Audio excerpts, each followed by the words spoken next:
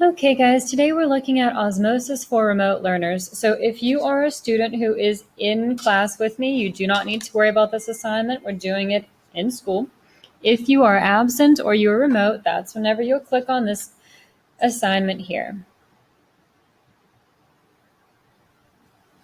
So the directions say for those of you who are in person, you'll be creating a foldable on Osmosis.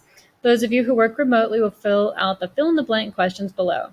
You can enter the answers in a text box or create a document to submit it. So I have it broken down into 3 different sections here. The first one is about hypertonic solutions, the second is isotonic solutions, and the third is hypotonic solutions. Your notes would probably be a great resource here. There's about 4 questions for each section, and sometimes I do give you the first letter if it's a more difficult word. So let's look at the first one here. In hypertonic solutions, water moves blank the cell. So is water going to move into the cell or out of the cell in a hypertonic solution? Well, I told you to remember that hypertonic is going to be moving kind of quickly and it's normally smaller. So in hypertonic solutions, water is going to move out of the cell and the cell is going to start to shrink. So hypertonicity causes the cell to shrink. Plant cells lose water and start to wilt. The process of water moving out of a cell is called plasmolysis.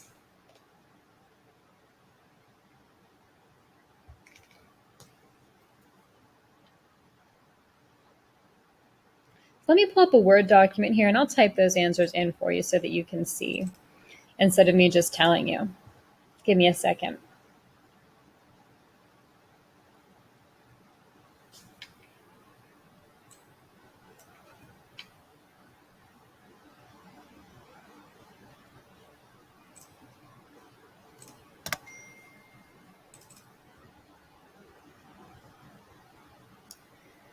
Okay, and we're going to go to View. And let's make it a little bit bigger. Alrighty.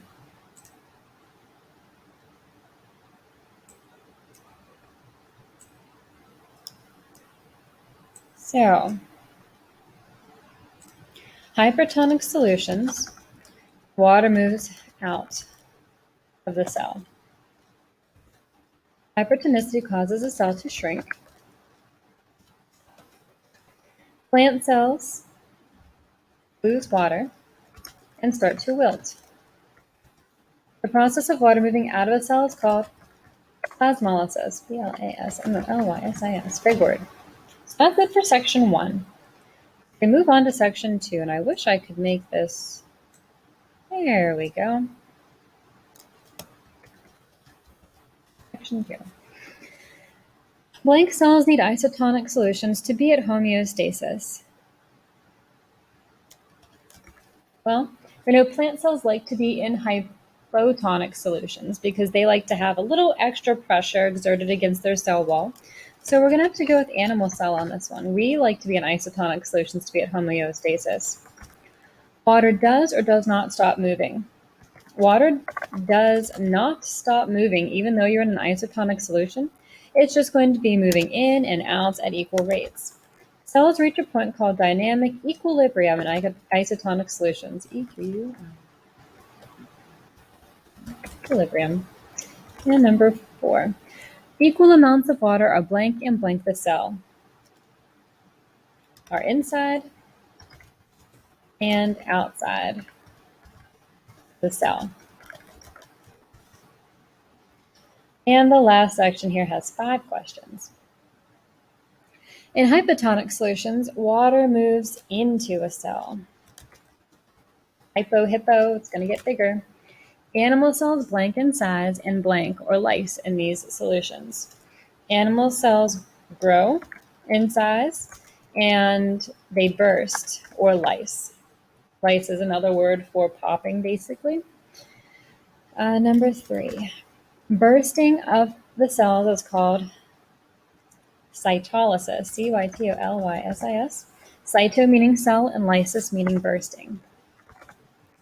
Blank cells need this tonicity to be at homeostasis.